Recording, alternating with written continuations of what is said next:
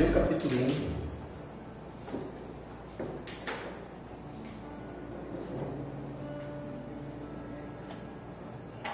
Santo Jesus.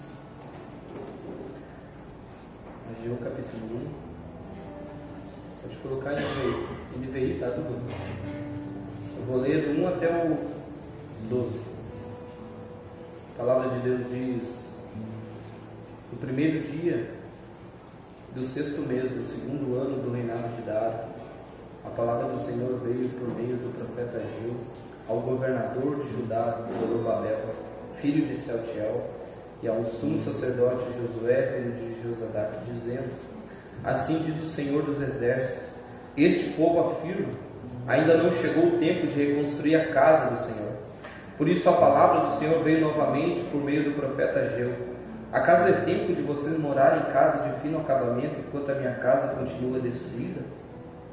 Agora assim diz o Senhor dos exércitos: veja aonde os seus caminhos os levaram. Vocês têm plantado muito e colhido pouco. Vocês comem, mas não se fartam, bebem e não se satisfazem, vestem-se, mas não se aquecem. Aquele que recebe o salário recebe para colocá-lo numa bolsa furada. Assim diz o Senhor dos exércitos: vejam aonde os seus caminhos levaram.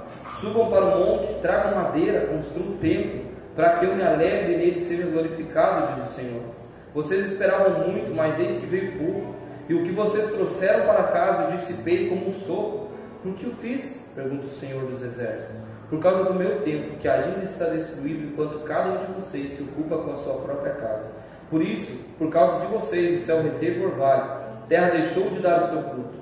Nos campos e nos montes provoquei uma seca que atingiu o trigo, o vinho, o azeite, tudo mais que a terra produz, também os homens e o gado. O trabalho das mãos de vocês foi prejudicado.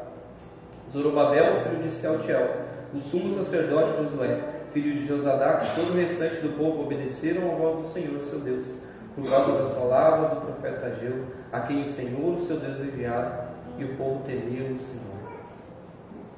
O título dessa mensagem que o Senhor me trazia é: reedifique o templo, Zorobabel. E nesse momento, queridos, se você for pesquisar um pouquinho da história, na palavra de Deus, você vai ver que os judeus, eles pouco tempo estavam libertos do cativeiro, haviam sido libertos daquele cativeiro, e eles estavam se realocando em suas casas, estavam voltando às suas rotinas, porém eles estavam esquecendo de colocar o Senhor na sua rotina. Naquele momento eles estavam dedicando seu tempo aos próprios interesses, e a casa do Senhor permanecia em ruínas, destruída, sem adoração. Não havia ofertas nem oração. Ou seja, o Deus que havia tirado eles de um cativeiro agora estava esquecido, deixado de lado. Durante o cativeiro, ou seja, nesse momento de dias difíceis, eles queriam buscar o Senhor. E se você for ler Lamentações de Jeremias, você vai ver o sofrimento deles, que eles queriam, precisavam. E nesse momento de necessidade eles queriam buscar o Senhor. Talvez essa era a motivação deles, a necessidade. Mas quando eles alcançam o que eles almejam, que era ser livre do cativeiro, se esquecem do principal, que era construir o templo do Senhor para adorá-lo. A maneira que os judeus naquela época estavam conduzindo as suas vidas, naqueles dias, nós também estamos conduzindo nesses dias atuais. A casa do Senhor está em ruínas, despedaçada e destruída.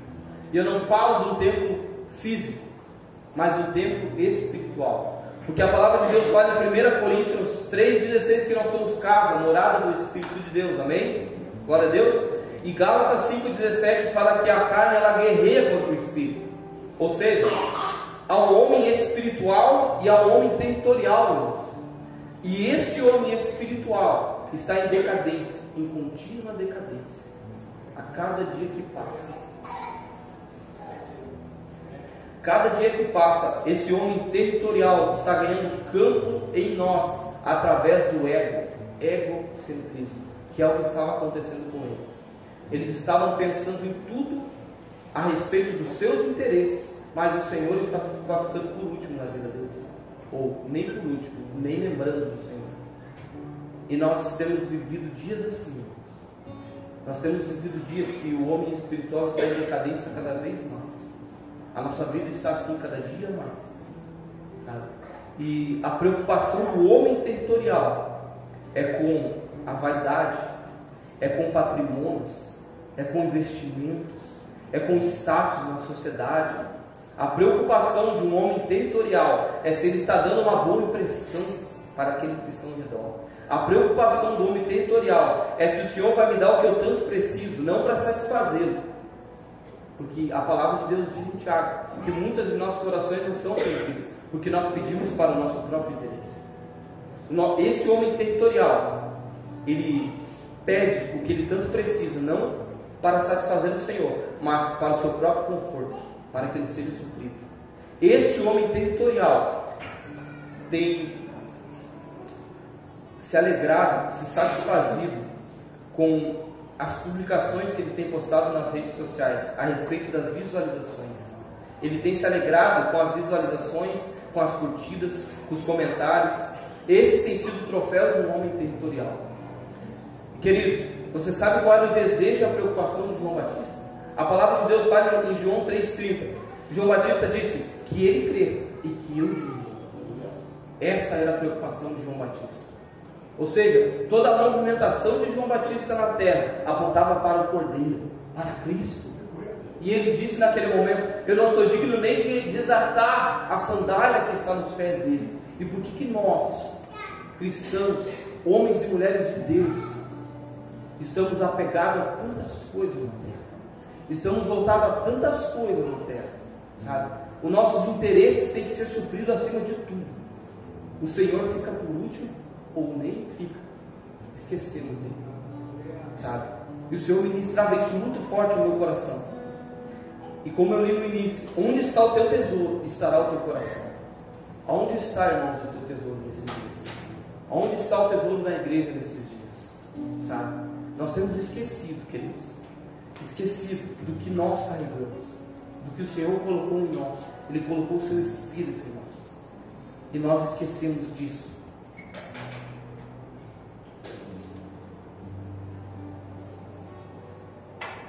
Queridos, são dias que nós estamos carregados de nós mesmos. Jesus, ele nem espaço tem mais no nosso coração. Primeiro é nós, depois ele. Nós precisamos voltar à simplicidade, aonde uma coisa só é necessária. Tantas coisas ocupavam o coração de Marta e ela estava perdendo o que era mais importante. A palavra de Deus diz naquele momento que Maria escolheu a melhor parte, estar aos pés dele. E Marta perdendo a coisa mais importante, que era ele. Jesus, ele carregava consigo uma túnica e uma sandália. E no final ainda roubaram as vestes dele e dividiram entre si.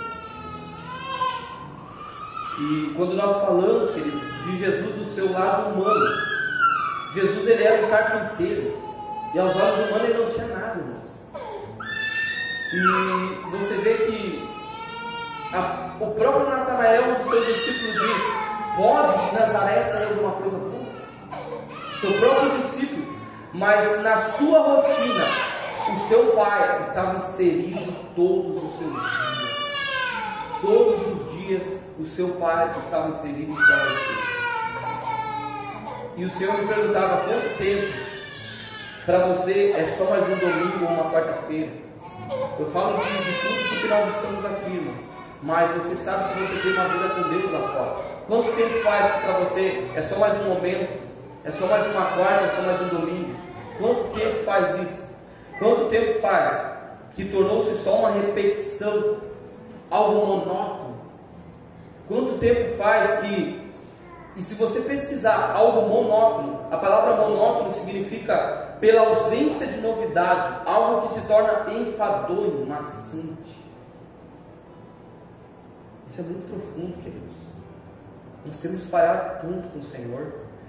Eu queria chamar o dele aqui um pouquinho dele. Vem cá, quero fazer uma interação aqui.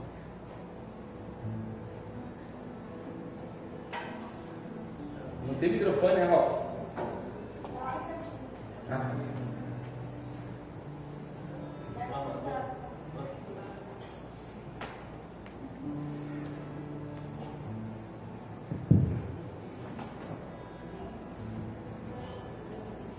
O Senhor me trazia algo, irmão. Eu quero compartilhar com você. Eu quero fazer duas dinâmicas. Essa é a primeira. Eu quero fazer umas perguntas para o Dene. Dele, quando tu chega em casa, tu vê o rosto do teu filho, qual é a reação do Mateus quando ele te vê? Alegria e euforia. Todo dia? Todo dia. Todo dia o Mateus, ele se alegra? Todo dia. Todo dia tu é uma novidade para ele? Todo dia. Tá, obrigado.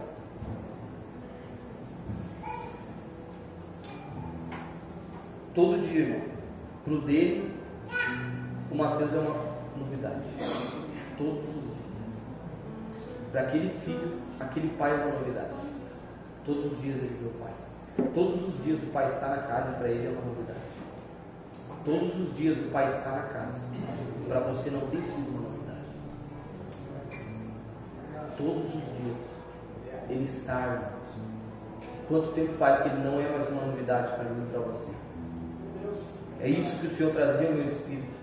E eu não me lembrava quem é que era a criança, e a Brenda disse para mim, é o Daniel, sabe? E quanto tempo, irmãos, os seus encontros, o Senhor perguntava para mim, quanto tempo, filho, os teus encontros comigo têm sido só uma repetição ou algo monótono? Quanto tempo, filho, eu não tenho sido mais uma novidade para você? É isso que o Senhor perguntava para mim. E eu não sei você, mas quanto tempo faz que o Senhor não é mais uma novidade para você? Que é só mais um dia, é só mais uma repetição. Foi só o Jesus que morreu na cruz. E Ageu 1,4 diz: a casa é templo de vocês morarem em casa de fino acabamento, enquanto minha casa continua destruída. Agora sim diz o Senhor dos Exércitos: vejam aonde os seus caminhos os levaram. E o Senhor repete 2 vezes isso naquele texto: aonde os teus caminhos têm te levado. Aonde as suas decisões, o seu posicionamento, as tuas palavras e as tuas atitudes têm te levado. Aonde os teus caminhos estão te levando. E você sabe, Deus, cada um de nós sabemos aonde nossos caminhos estão nos levando. A nossa reação na terra hoje é como se Cristo não voltasse mais. Sabe, eu falava com o irmão, hoje nós estávamos limpando a igreja e quarta-feira tinha, acho que se tinha 8 pessoas, acho que era muito aqui. E ele estava falando da volta de Jesus. Muito interessante. Porque se eu sou um filho, irmãos, eu anseio que ele volte, irmãos. Há um anseio no meu coração que Cristo volte, irmãos. Porque eu não aguento mais ver a opressão nas nações, irmãos. Eu não aguento mais ver a morte consumindo pessoas, matando pessoas, pessoas em depressão, a violência, o crime organizado, a corrupção dentro das nações, não só no Brasil. Nós muitas vezes olhamos só para o Brasil. Mas eu não aguento mais ver isso, irmão. Pessoas em drogadição, pessoas no álcool, pessoas, sabe, se destruindo todos os dias. Satanás ceifando e destruindo todas as vidas que ele puder e pode. Porque elas dão legalidade para ele. Se nós, filhos de Deus, não se importamos com a volta de Cristo, irmãos, que filho que nós somos? Se nós não somos capazes de vir num culto de quarta-feira ouvir a volta de Jesus, que filho nós somos? Que filho nós somos? Que não anseia para que o Pai volte? Que filhos? Eu não entendo isso. Jesus vai voltar, irmãos, e muitas vezes eu me pego. Eu estava falando com o Gelson em minhas orações, Senhor, volta.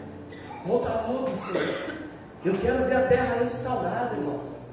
Eu não sei você, mas eu desejo que a terra seja restaurada. Eu desejo, eu anseio para que os filhos se manifestem. Toda a criação aguarda a manifestação dos filhos de Deus. A palavra do Senhor declara. Qual é o seu anseio nesses dias? O seu anseio é: chega dia 15, chega dia 20, eu ver meu salário, eu ver meus recursos. É muito legal, é muito bom, é maravilhoso, irmãos. Mas o anseio nosso tem sido tantas coisas da terra, que Cristo está onde? Jesus está onde? Nas nossas vidas. Todos os teus dias você acorda e você, primeira coisa, puxa o ar que Ele fez. Todos os dias. Você dorme numa cama e descansa todos os dias. Todos os meses você não passa fome. E que lugar Ele está em nossas vidas? Ele podia segurar um pouquinho, ou segurar o ar um pouquinho dele. Não, você tem o ar de novo, mais um dia. Mais uma vez, respira no ar. Jesus voltará, irmãos. Jesus voltará, irmãos. E 2 Pedro 3:8 diz: não se esqueçam disso, amados. Para o Senhor um dia é como 1000 anos, 1000 anos como um dia. O Senhor não demora em cumprir a sua promessa, como julgam alguns. Ao contrário, Ele é paciente com vocês, não querendo que ninguém pereça, mas que todos cheguem ao arrependimento. O dia do Senhor, porém, virá como um ladrão. Os céus desaparecerão com um grande estrondo. Os elementos serão desfeitos pelo calor, e a terra e tudo que nela há será desnudado. Visto que tudo será assim desfeito, que tipo de pessoas é necessário que vocês sejam? Vivam de maneira santa e piedosa, esperando o dia de Deus e apressando a sua vinda. Naquele dia os céus serão desfeitos pelo fogo e os elementos se derreterão pelo calor. Ou seja, ele diz aqui: espere o dia de Deus, espere. Aonde está o teu coração, irmão?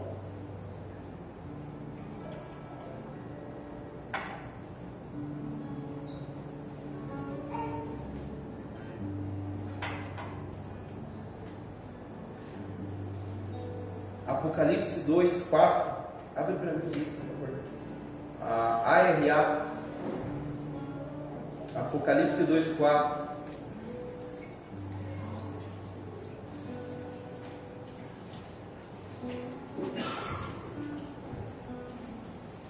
Apocalipse 2:4. Tenho, porém, contra ti, o Senhor falando com a igreja de Éfeso, que abandonaste o teu primeiro amor. O 5. Lembra-te de onde caíste, arrependa-te, volta à prática das primeiras obras. Primeiro amor, primeiras obras. E se não, venho a ti e moverei do seu lugar o teu candeeiro, caso não te arrependas. Vem cá, irmão.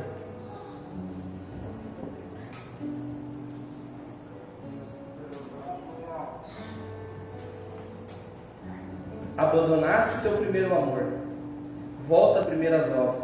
Querido, sabe como eram as primeiras obras no início, em nossos corações?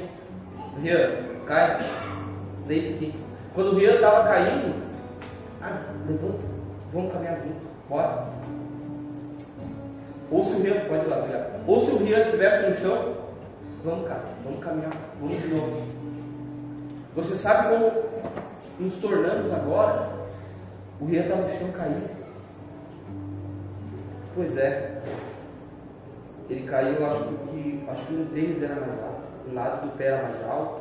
Talvez ele caiu porque estava indo para o lado. Eu acho que ele caiu, não, acho que foi porque deu um deslocamento ali, na hora que ele passou ali, caiu. Pois é, por que caiu? Não sei. Esse tem sido o nosso comportamento nesses dias, irmãos. Esse tem sido o nosso comportamento. Nós deixamos as primeiras obras e nós nos tornamos detetives de quedas, detetives, investigadores de queda. Por que ele caiu? Irmãos, não importa por que ele caiu, levanta ele, levanta ela. Nós nos tornamos, igreja, detetives de queda. Nós olhamos, investigamos, pois é, nós não estendemos a mão. E é interessante, porque se o outro levanta, está fazendo, ele continua ali parado, dizendo: pois é, mas eu acho que ele caiu por isso. Não, mas eu acho que caiu. Não, mas foi aquilo outro. É porque ele falou aquilo para aquele irmão. É isso que nós temos feito, irmãos. Queridos, Jesus disse: volta às primeiras obras. E as primeiras obras, o primeiro amor, irmãos, nós não nos importávamos com o que a pessoa tinha caído, o que ela tinha feito. Nós simplesmente dava a mão, carregava junto. Suportar os fracos. A palavra de Deus diz. O que nós estamos fazendo? A nossa boca, ela não é mais uma mansão de vida, sabe? Nossa boca, ela amaldiçoa. E lá em Tiago diz: cuide a língua, vigie a sua língua, para que ela não amaldiçoe. Que ela é um pequenino instrumento e ela coloca fogo em tudo.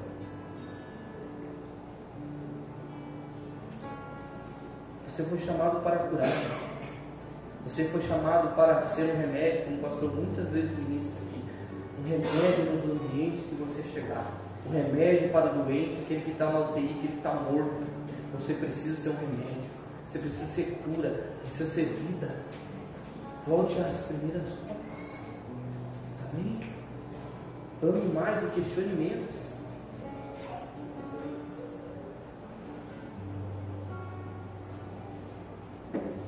Se você for ler aquele do livro de Ageu e for ler o livro de Zacarias, você vai ver que Zacarias e Ageu eram profetas contemporâneos que profetizavam na mesma época. E quando você lê o livro de Ageu, você vê que Ageu diz: é tempo de reconstruir a casa do Senhor. Vocês têm se preocupado com a sua casa, e a casa do Senhor permanece em ruínas. E você vê que ele diz para eles: olha onde os seus caminhos os levaram.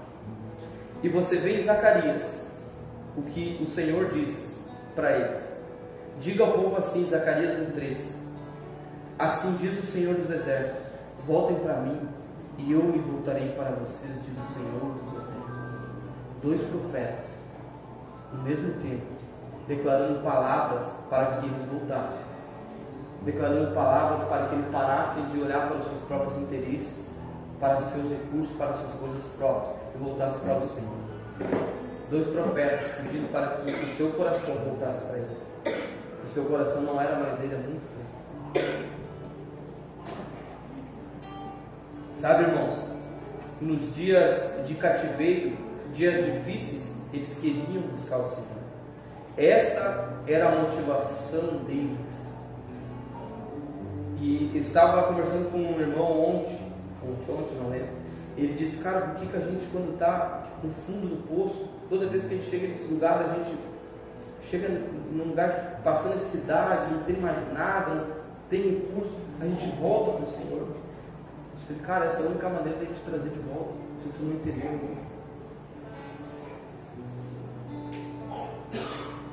E você sabe o que o Senhor queria naquele momento?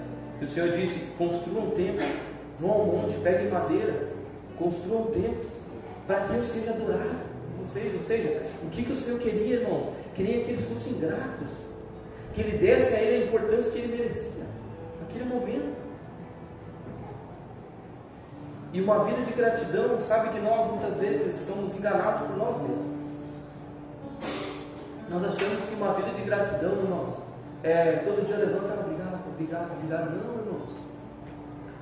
Uma vida de gratidão, lá em Marcos 5:18, não precisa abrir, diz assim, ó: quando Jesus estava entrando no barco, o homem que estivera endemoniado suplicava-lhe que deixasse ir com ele. Jesus não permitiu, mas disse: vá para casa, para a sua família, anuncie-lhes quanto o Senhor fez por você e como teve misericórdia de você. Então aquele homem se foi e começou a anunciar em Decápolis, 10 cidades, o quanto Jesus tinha feito por ele. Todos ficaram admirados. Jesus chega em Gadara, aquele homem é curado, a gratidão daquele homem é: cara, eu preciso te seguir, deixa eu te acompanhar. Não, vai a Decápolis, aquelas 10 cidades, e ministra, porque tem doentes ali também. Nós achamos que vida de gratidão com o Senhor, eu agradeço, obrigado todo dia. Não, irmãos, pelo amor de Deus, muda essa mente. Vida de gratidão ao Senhor é você se colocar, se entregar como uma carta viva a Ele, aonde você estiver. É você ser um discípulo. Amém? Jesus não veio para atrair multidões, Ele veio para atrair discípulos. Ele disse para que nós fizéssemos discípulos e não multidões. Então seja um discípulo de Cristo. Discípulo, realmente um discípulo que renuncia tudo por Ele. Amém? Esse homem de Gadara, ele se tornou evangelista do dia para a noite, e ele foi grato ao Senhor dessa forma. Eu não sei o que você tem pensado nesses dias, como tem sido a tua atitude na terra nesses dias, mas se você acha que tem uma vida de gratidão só agradecendo e não fazendo nada por Ele, irmão, isso não é gratidão. Talvez o Senhor te curou, talvez o Senhor fez um milagre na sua vida, no seu casamento, talvez o Senhor fez um milagre nos seus filhos, na sua paternidade, na sua maternidade, não sei, mas seja grato a Ele, ame a Ele, sirva a Ele. Amém? Glória a Jesus. 1 João 3,18 diz: filhinhos, não amemos de palavra nem de boca, mas em ação e verdade. Uau! Então eu sou grato como? Em ação e em verdade, não só com a boca. Amém? Eu já estou encerrando, irmãos. Você está entendendo?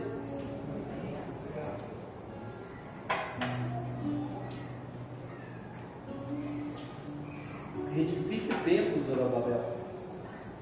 E você sabe, irmãos, que o que significa Zorobabel? Zorobabel significa semente da Babilônia. E muitos de nós, eu quero que você preste atenção nisso, muitos de nós viemos de lugares como Babilônia. Muitos de nós nascemos como uma semente em meio ao caos. Famílias desestruturadas, agressões dentro do lar, seja com palavras ou físicas. Muitos de nós somos sementes que cresceram em meio a drogadição, rejeição, falta de amor, afeto, carisma. Não sei. Muitos de nós somos como Zorobabel, que significa semente da Babilônia. Mas Zorobabel teve uma outra decisão. Zorobabel fez diferente.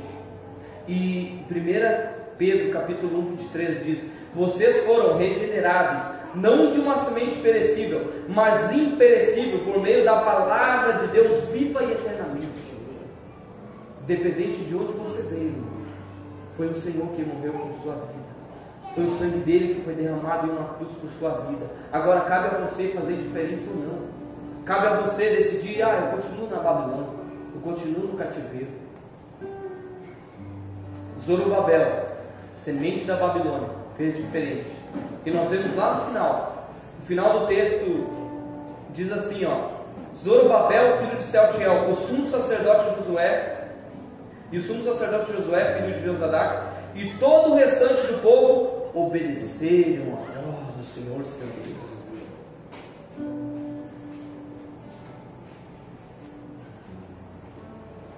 Se você ler o livro de Êxodo, você vai ver que o povo hebreu, ele foi liberto de um cativeiro também.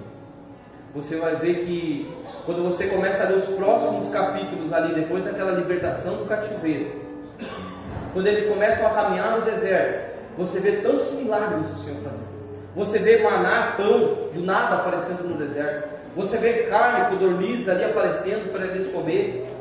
Você vê naquele momento as vestes dele não se desgastavam, os calçados dos pés, água na rocha jorrando para eles tomar e beber. Tantos milagres acontecendo no meio deles, irmãos. Mas eles não estavam enxergando o que o Senhor estava fazendo, pelo fato de estar presos ao passado. Os hebreus não estavam mais no cativeiro, mas o cativeiro do Egito ainda vivia dentro deles. Muitos milagres o Senhor tem feito em nosso meio, muitas maravilhas Ele tem feito em nosso meio, irmãos. Mas nós não estamos se enxergando, porque nós ainda estamos presos no nosso passado. Ainda entendemos que somos uma semente da Babilônia e ficamos na Babilônia. Nós não somos semente da Babilônia mais, irmãos. Jesus morreu pela minha vida e pela sua. Por favor, pare de olhar para trás. A palavra de Deus diz: aquele que lança a mão no arado e olha para trás não é apto para o reino de Deus. Então o que você está perdendo tempo olhando para trás, irmãos? Quantos anos de vida você já perdeu continuando a olhar para trás? Porque aquela fulana, aquele fulano, pare, irmão. Pare de olhar para trás, porque aquela liderança, até hoje magoado com lideranças, irmão. Tem pessoas que nem querem mais ir na igreja porque estão magoados com lideranças. Pare de olhar para trás, irmãos. Conserta o que tem que consertar, porque Cristo morreu por nós, não foi os homens, não foi mulheres, não foi pessoas, foi Cristo Jesus, o sangue dele que verteu em uma cruz. Então pare de entender que você está em uma Babilônia. O Senhor nos tirou do quê? De um império de trevas e nos transportou para o reino do seu Filho amado. Até onde você vai ir com sua vida dessa maneira? Até onde você vai carregar a sua vida olhando para trás? Meu Deus, irmãos. Homens de visão que olham para frente. Eu creio nisso nesse tempo, irmãos. Homens e mulheres se levantando nesse tempo que olham para frente, irmãos. Ah, aconteceu isso, tá? Vamos corrigir, vamos continuar com o braço dado, vamos. Que nem Paulo e Pedro, irmãos. Pedro chegou lá no momento que estava cometendo hipocrisia, sentava nas mesas dos gentios, e quando via aqueles da parte de Tiago, que eram judeus, quando via, Pedro via, dava um passo para trás. Peraí que eu não posso andar com vocês agora. E Paulo chega e diz: ei, cara, está sendo hipócrita, sai desse lugar. Mas os dois, se você ler Atos, você vê milagres de Paulo, milagres de Pedro, você vê mulheres ressuscitando, você vê jovens caindo da janela ressuscitando, você vê tantos milagres e prodígios acontecendo, porque os dois resolveram: tá bom, eu errei, vamos lá. É isso, irmão. Estamos doentes, irmãos. Nós não somos sementes da Babilônia mais, não. Talvez passamos por esse lugar, mas não estamos mais lá. O Senhor já nos resgatou, nos arrancou desse lugar. Você precisa andar para frente e parar de olhar para trás. Amém? Parar.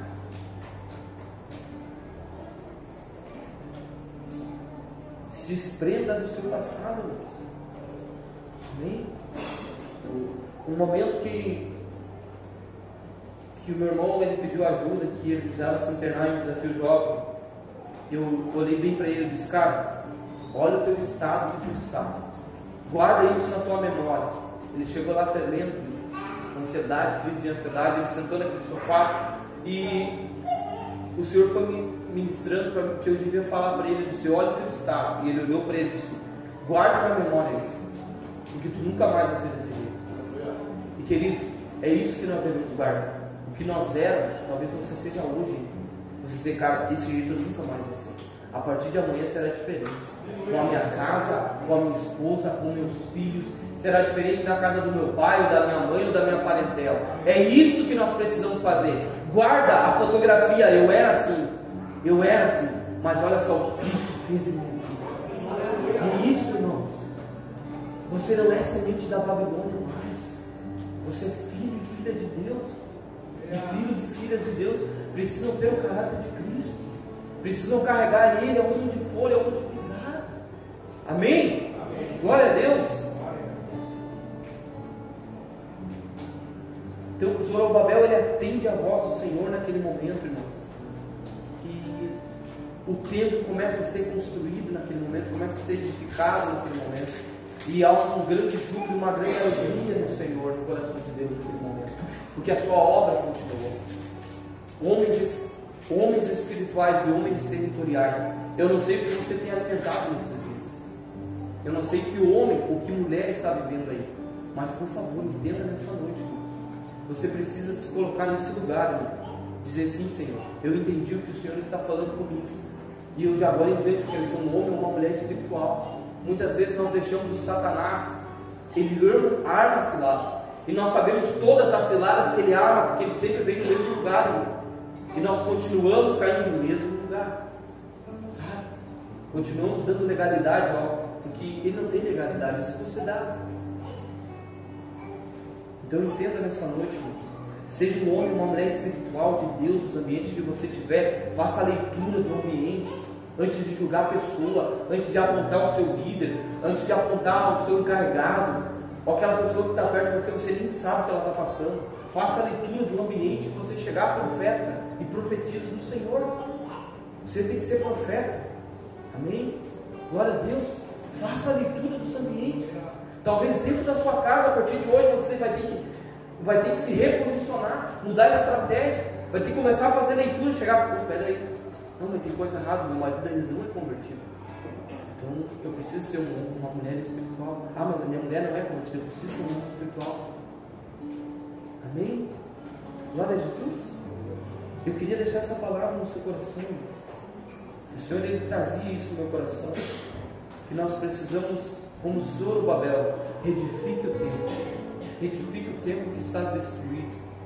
Retifique o templo que não há mais adoração, não há mais louvor, não há mais música, não há mais oração. E é interessante que Deus diz assim: para retificar o templo, Deus diz: suba ao monte, traga madeira, suba ao lugar de intimidade, traga matéria-prima, que é a presença do Senhor, para que você reedifique esse templo novamente. Sem a presença dele, você não vai construir nada. sua vida vai continuar vazia. Sua casa vai continuar vazia. Seu casamento vai continuar vazio sem a presença do Senhor. Seus filhos vão continuar em rebeldia. Amém? Glória a Deus, se coloque de pé.